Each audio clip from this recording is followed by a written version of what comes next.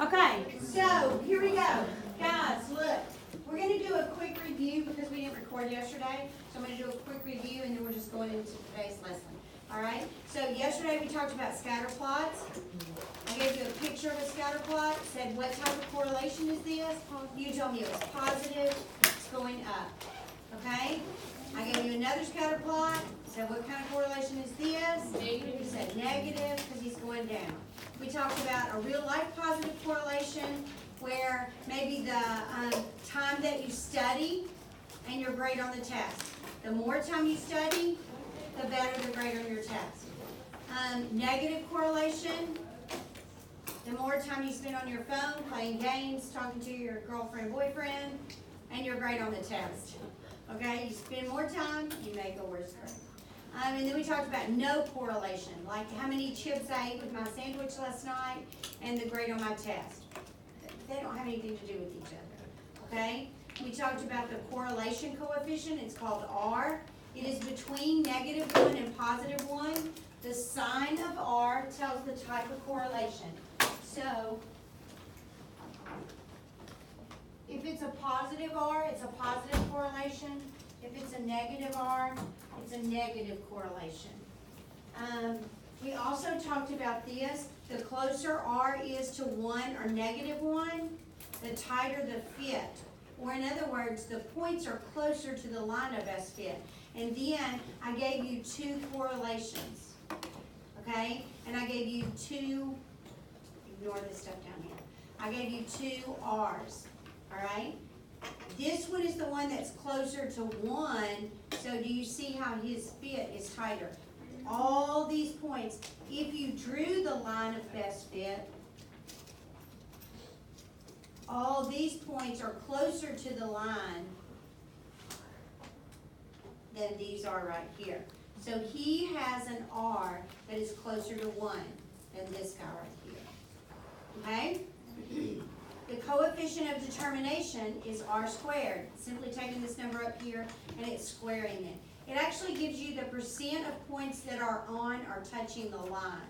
So if you had an R squared of 0.982, then that would be 98.2% of the points are touching the line. So a very good fit. We are going to carry these out when we do a regression on our calculator, which is what we're going to learn how to do today. We are going to carry them out to the third decimal place. Okay? All right. So the next thing that I want you to do is I want you to copy that chart that's on the board. Okay, see that chart on the board? I want you to copy that on your paper.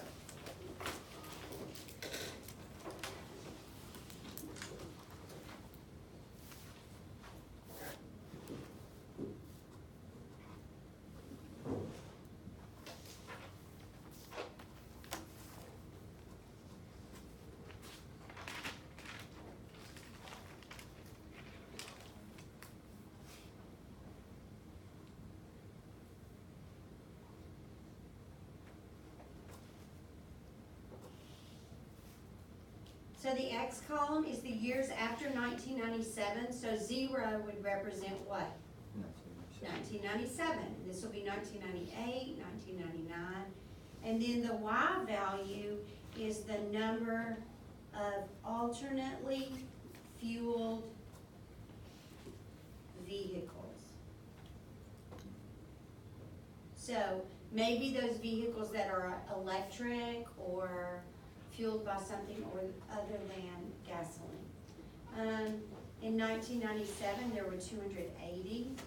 In 1998, 295, and then 322, and 395, 425, 471, 511, and 548. Okay? Now, we're just going to kind of go old school first, all right? And then I'm going to show you how to do it on your calculator. But let's say we wanted to make a scatter plot. It's a real life problem, so we know it occurs in quadrant 1, okay? And how would I write that 1? Roman numeral 1, okay? You write quadrants with Roman numerals. So You need to label your axes and what they represent. What does the x-axis represent? Years after. Yeah, the years after 1997. And what does the y-axis represent? Yeah, the number of alternately fueled vehicles. Okay? Now, look at the x's. What did the x's go from? 0 to what? 7. All right? So, could I go by ones? Would that be appropriate? Yes. Yes. Kind of the object of the game is to kind of stick around 10. Okay? So, going by ones would be good. So, 0, oh, no, don't put 0 there. Sorry. I was thinking about something else important. So, here's 0. This is 1, 2, 3, 4, 5, 6, 7. Okay, now what about my Y's? What do they go from? 280 is the lowest, and what? 548 is the highest, okay? So what do you think we should go by? I like to decide what I'm going to go by first before I mark my first point, okay? So what do you think we should go by?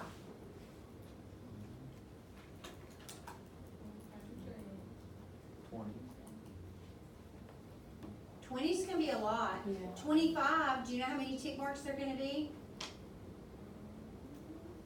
That's right.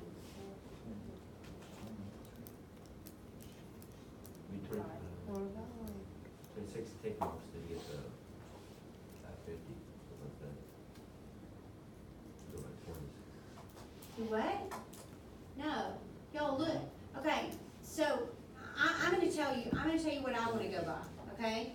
I'm going to go by 50s, and there's going to be 7 tick marks, which means if you go by 25, there's going to be 14. There's not, I mean, it's not, 14 is not bad. I don't have a problem with 14, okay? I just don't want to draw that many, okay? So, and the reason I like to know what I'm going to go by first, I'm going to go by 50s. So if I'm going to go by 50s, is 280 going to be the first thing I'm going to pop on there? No, what am I going to put on there? 250. Okay, so my first tick mark is going to be 250. Now, look what happened. When I made that first tick mark, did I now tell, does this say I'm going by 250s? From 0 to 250 is how much? 250. We don't want to go by 250s. What do I have to put on my graph to show that I'm not going to go by? Yes, that little heartbeat little thing. And all that says is that there's a break in this graph. And part of it's missing. He's saying, I'm not going by 250s, people. I'm going by 50s. So, and I don't like to write all those numbers down either, so I'm a little bit lazy. So 250, so the next one's going to be what, 300? I'm not going to write it. The next one's going to be 350. I marked it, I just didn't write the number, okay? And then what's after 350? 400, and then 450, and then 500, and then 550. Do I need to go above 550? No. Okay? So look at, count mine. 1, 2, 3, 4, 5, 6, 7 tick marks. 7 tick marks is good. Okay? 4 tick marks, probably not so good. In some situations, it might be what you're stuck with, but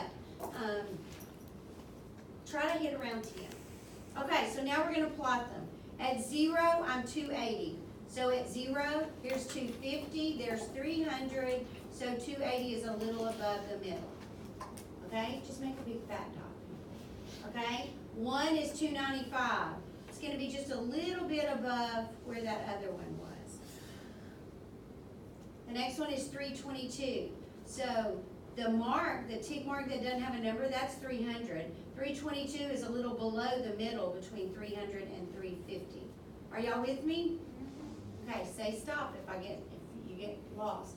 At 3, it's 395. So what's that going to be? A little below 400. 425 is going to be in the middle between 400 and 450. 471 is between 450 and 500, and it's a little below the middle. 511 is a little above 500. And 548 is a little below 550. Okay, so does anybody have a question how to make a scatter plot?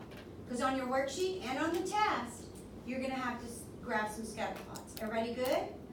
Okay, so the rest of the stuff we're gonna do in our calculator, okay? So I am following, let me put these directions up here so if somebody is watching the video and they don't have these directions. I'm following these directions right here, okay? So you get these directions out and then we're going to follow these directions. So we're gonna do number 1 first. We're gonna do all of this stuff. We're gonna do number 2 second. We're gonna do all of this. Then we'll do number 3, and then we'll do number 4, okay? It's really not that much, okay? It's really, really not that much. I mean, we did it all, and they had time to work on stuff, okay? So, y'all listen to me. These are my own personal directions. So this is the way my brain thinks. If you don't like the way I wrote it, then you write it the way your brain thinks, okay? It won't take you long to figure out how my brain's thinking, okay?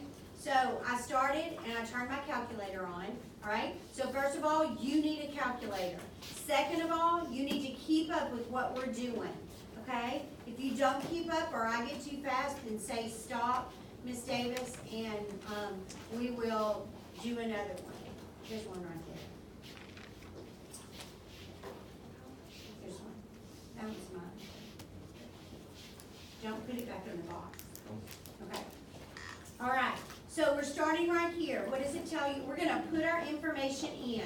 Okay? So where does it tell you to go first? Yeah. So here's the stat button right here. See? It says STAT. It's right below delete. So press stat. What's the first thing that you see? Edit. And that's what it wants me to choose. So I'll press enter. You could press 1. Okay, now I have stuff in mine, but I don't know who put this in. So here's the way you clear stuff out. You should clear your stuff out. Go up to the top and press clear and enter. Go over to the left, go up to the top and press clear and enter. Okay, now I'm going to tell you right now, before I go on, I'm going to tell you what some kids are going to do. Okay, because y'all are like the smarty pants kids. So some of y'all are going to go in and you're going to delete people's list. And then kids are going to get upset. They're like, oh, Miss Davis, I don't have a list too. I don't have a list too. So if that happens to you, I'm going to show you how to fix it. Okay? When you press stat, you don't have to do this. Okay? When you press stat, do you see number 5? The setup editor. If I choose number 5 and then press enter, he will put back all your list in the proper order and everything. Okay? So if some goose goes in there and eliminates part of those lists, then you can just go back to your setup editor and tell him to set it all up again for you. And then when you go stat and edit, they'll all be there again. Okay? All right. So now we're going to put, look what it tells, I'm going back to my directions. I'm going to put my X's in list 1. So do you see your X's? They're on the board if you need them, or you wrote them on your paper. Okay? So my X's go from 0 to 7. So I'm going to go 0, enter, 1, enter, 2, enter, 3, enter, 4. When I get finished, I'm going to look at it and make sure I have 0 through 7. What happens is sometimes you get in a really big hurry and you go 1, 0, 1, then it'll be 23, and then 4, because you didn't press the enter button fast enough, okay? So make sure they're all there. Now go over here, we're going to put our Y's in list 2. Okay, you're going to put your Y's in list 2. So you go do that.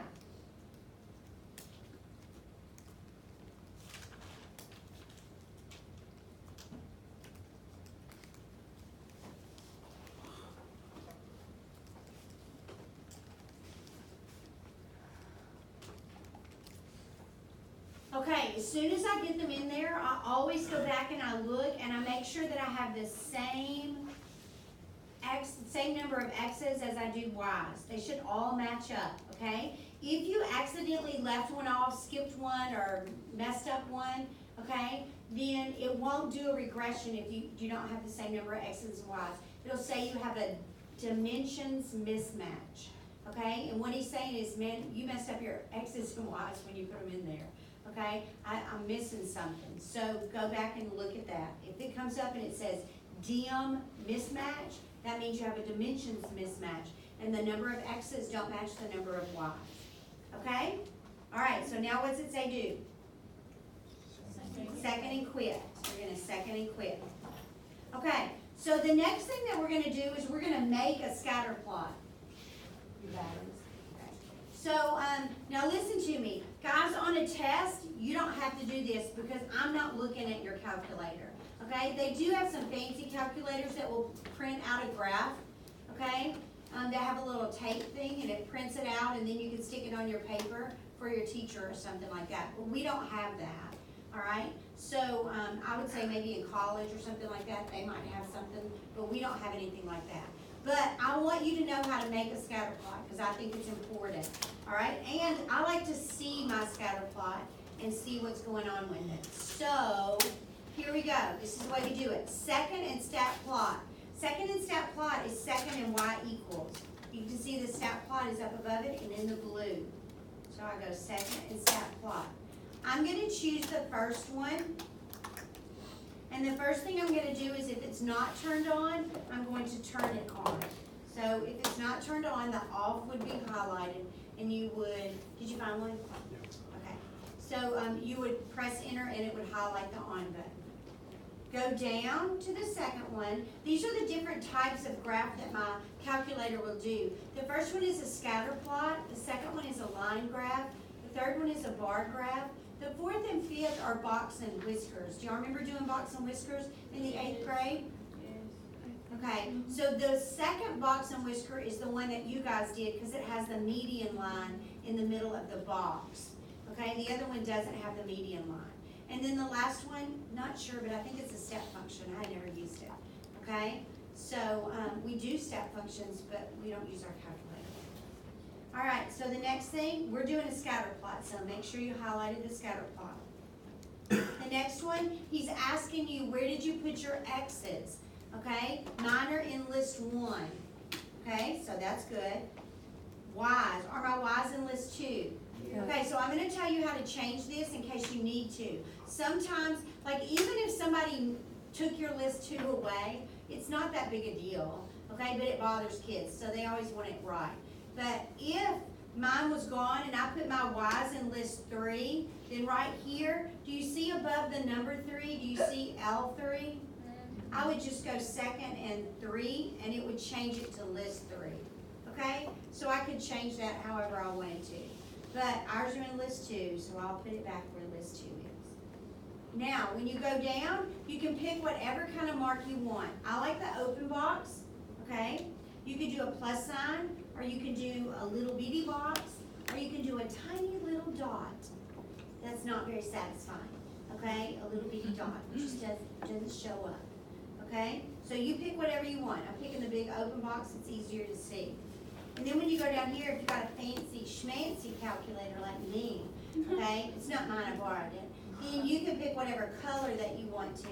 I picked magenta, but I could go green, orange, brown, navy, light blue, yellow, white. What? Look at all those crazy colors. I'm sticking here.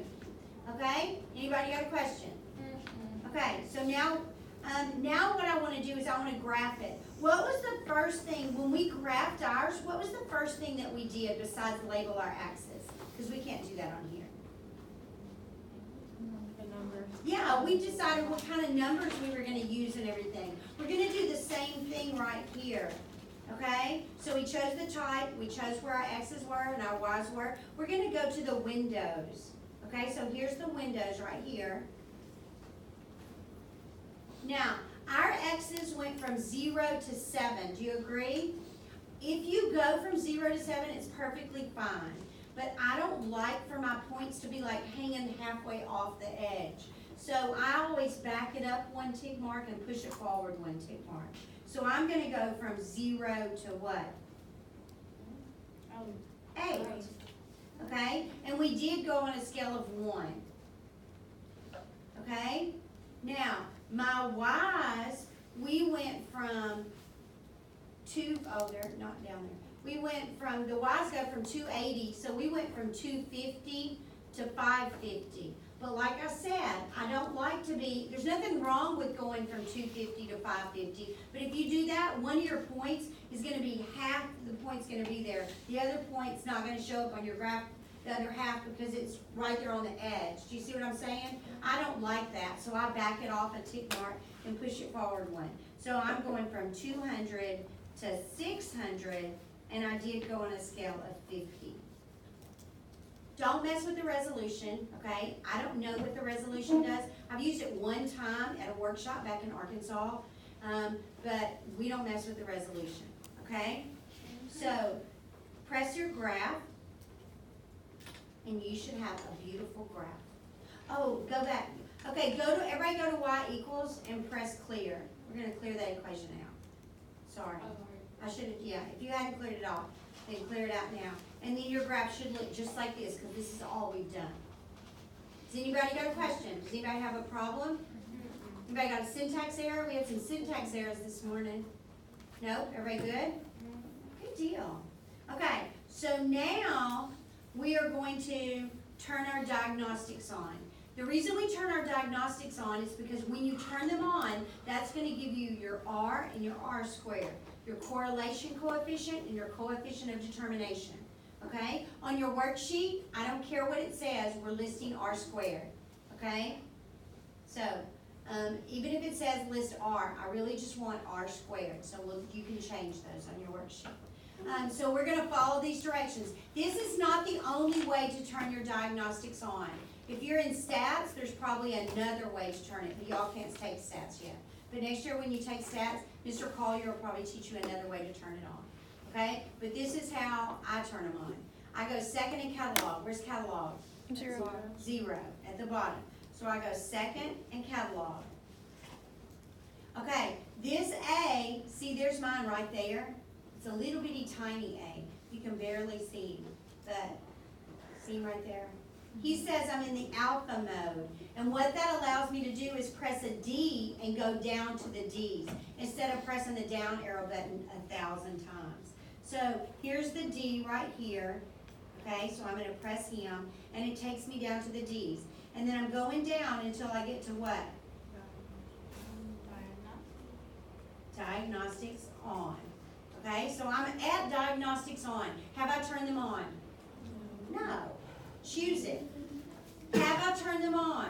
No. No. He's blinking at the end. He's saying, hey lady, you want to turn them on? If you press enter, he says done. Ready for the next step. Okay? So we turned our diagnostics on. We entered. And now they're on.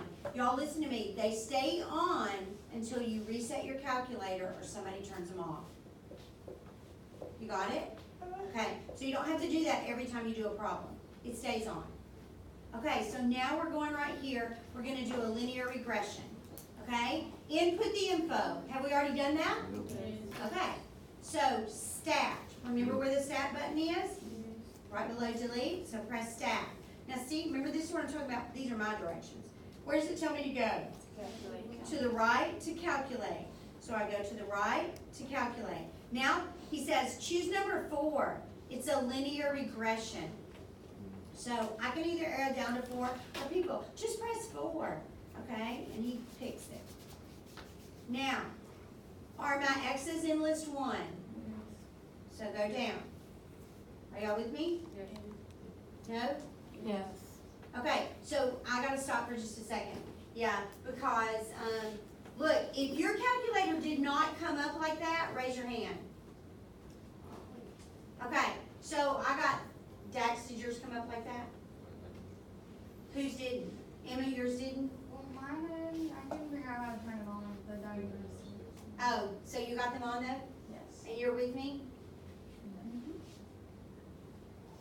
She lied. Okay, so help her. Don't punch your buttons. That's not the way you help someone. Okay, by punching their buttons. My husband's famous for that. He pushes my buttons.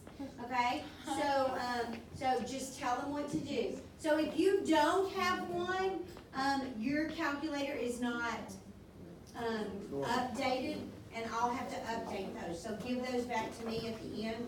and then we'll do it, okay? But it's not hard to do, all right? So I'll have to connect them and hook them up.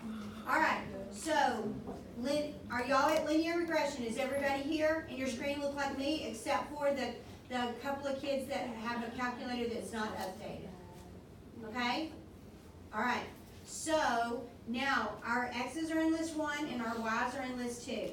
Now I'm gonna go, don't mess with the frequency list, okay? I have no earthly idea what it is. Mr. Ryan didn't know what it was either, so it's obviously not important.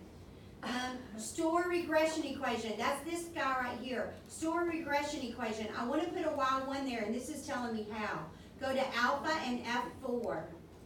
Alpha is the green button, F4 is the 4th F button from the top. The F buttons are the top buttons. So I'm gonna go alpha and F4. Notice where's Y1? He's the very first one that pulls up. So I type and enter. Now let me tell you what that does. Y'all, even if you don't do that, he'll still calculate a regression for you, okay? But if I want to see my regression on my graph, I have to tell it where to put it. And that's the only way to see it. So now I'm going to go down. See how my directions are saying now go down to calculate and press enter. So this is my regression equation. Okay, so I'm going to write it down. It is in the form of y is equal to ax plus b. So let's write it down. I'm letting you read from your calculator. Okay, so my equation is y is equal to, what is a? 40.869. Very good. 40.869. Because we said we were rounding off to 3 decimal places, right? What goes after that? X. That's my slope, guys. That is the slope of this line right here. Okay? My B is positive, so I'll write a plus. And what is B? 262.833. Okay? And then I said we're going to write r squared down. Okay? Notice how my r is positive. Positive correlation. You see that? R squared is always going to be positive because he's something squared. Okay? So tell me what r squared is. 0.986. You got to look to the number to the right. If it's 5 or bigger, you round it up 1. Okay? So this is what I'm going to be looking for on your worksheet and your test. All right? In order to get this, you got to turn your diagnostics on and you got to do all this. Put your information in there. Make sure that you're, okay, and then do your stat, calc, linear regression, go down and calculate. Okay? Now, if I want to see what it looks like, I can press graph right now, and it will show you, look how close that is. What is this r squared saying? 98.6% of the points are touching the line. Look, there's one guy that's not touching the line. That little guy right there. Okay, the rest of them are all touching. You see what I'm saying? Okay, so now here's my question. Can you predict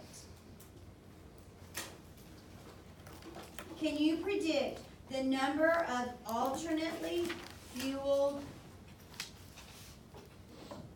vehicles in 2010? Yes. Okay? So the first thing that you're going to have to do is find X. So you do that. I'm going to give you about 20 seconds. Don't say it out loud or anything like that. You just see if you can figure out what X is. Obviously, I'm going to use my regression equation, my line of best fit, and I'm going to predict in 2010 how many alternately fueled vehicles there will be.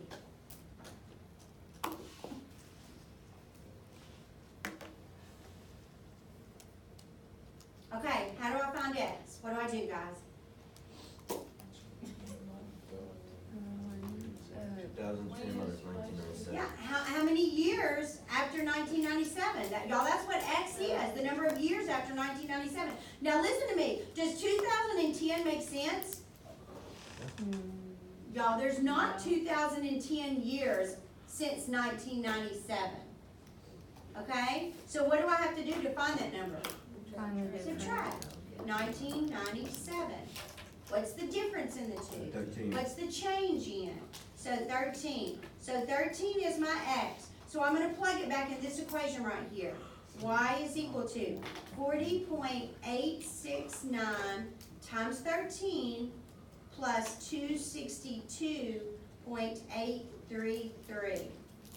Okay? So I want you to put that in your calculator. Do you get 794.13? Is that right? Okay, so this is what you get. So tell me, how many vehicles?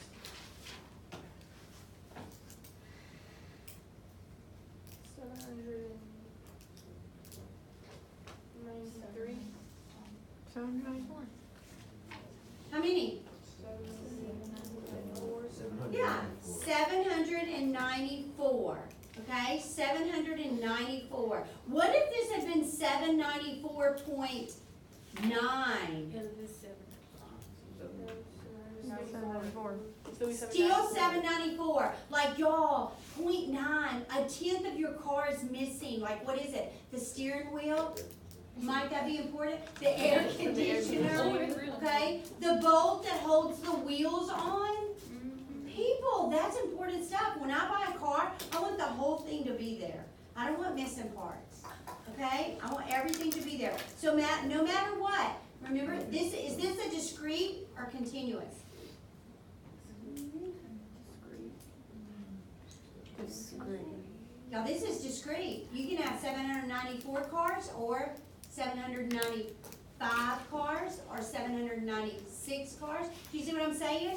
You can't have part of a car. Nobody's gonna buy a part of a car, okay? So, Unless you need. yes, unless you need the parts. All right, so there's two definitions, and then if you think you're okay, I want you to get your worksheet and start working on it, okay?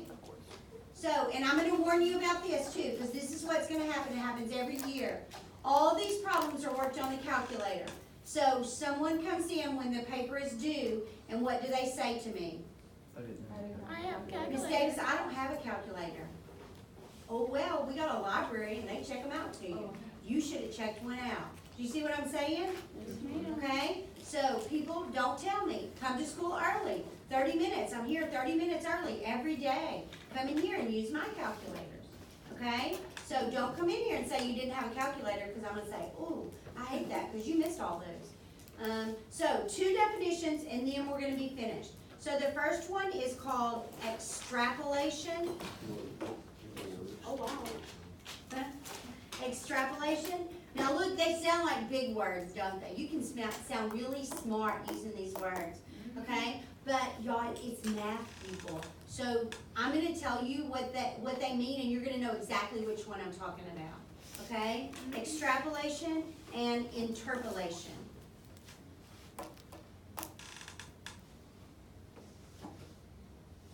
Okay, so you are either extrapolating with your data or interpolating with your data. Okay, so one of them means to predict outside the data, and one of them means to predict inside your data. Which one's which?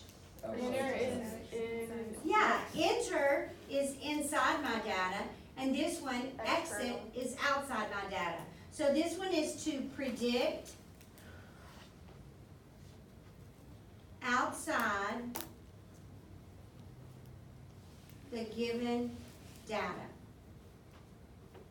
Okay? This one is to predict inside my given data. Now, what did we just do? Extrapolation. Extrapolate or interpolate? Extra. Yes, Oh, we extrapolated. 13 is what? Outside my data. 13 is outside my data.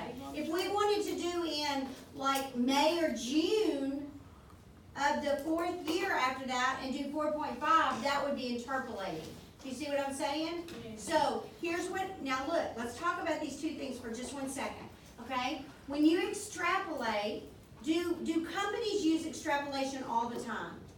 Yes. Does Under Armour extrapolate and predict how many fall shoes they're going to do this year? Did they do that last year? Did they do it just yesterday? No, because then they don't have time to make the shoes. Do you see what I'm saying? Are they already predicting? Y'all, they've already made, I mean, like when we go to market, then we're buying spring for next year at market. Okay, so that means those clothes are already made and stuff. They've already said how many they're gonna sell and everything. You understand? So they're going to predict how many they have to make. Now, predicting for the future is a good thing, but predicting outside your given data is not always safe. Could I predict 10 years out? I could, but I don't know what's gonna happen in that 10-year period. Okay, so let's say that I worked for Under Armour and I predicted 10 years out. This is what my projected profit is gonna be 10 years out. Okay, if we have a war in that 10-year period, will that affect that profit? Yes. Oh, most definitely affect it. Do you understand what I'm saying? If gasoline goes up to $4 a gallon again, is that going to affect their profit?